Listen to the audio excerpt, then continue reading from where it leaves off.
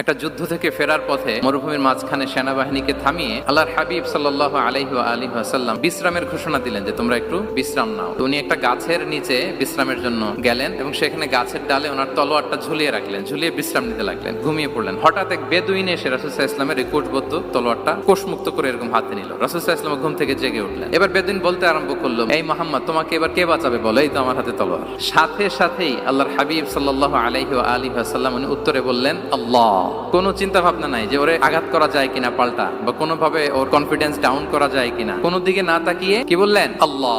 সব সময় তিনি আল্লাহ কেন্দ্রিক ছিলেন। গায়ে সাউরে যখন আল্লাহ রাসূল সাল্লাল্লাহু আলাইহি ওয়াসাল্লাম এবং আবু বকর রাদিয়াল্লাহু তাআলা আনহু ওনারা আশ্রয় নিয়েছিলেন রাত্রিবেলায়। কুরাইশরা যখন খুঁজতেছিল, আবু বকর রাদিয়াল্লাহু তাআলা আনহু বলেন যে কুরাইশদের পা দেখা যাচ্ছে, ওরা যে হেঁটে যাচ্ছে, একটু উকি মারলে আমাদেরকে দেখা যায়। রাসূল সাল্লাল্লাহু আলাইহি ওয়াসাল্লাম আবু বকর রাদিয়াল্লাহু তাআলা আনহুকে বলেন যে আবু বকর, চিন্তা করো না, লা তাহসান ইন্নাল্লাহা মা'ানা। আবু বকর, চিন্তা করো না, আল্লাহ আমাদের সাথে আছেন। সুবহানাল্লাহ।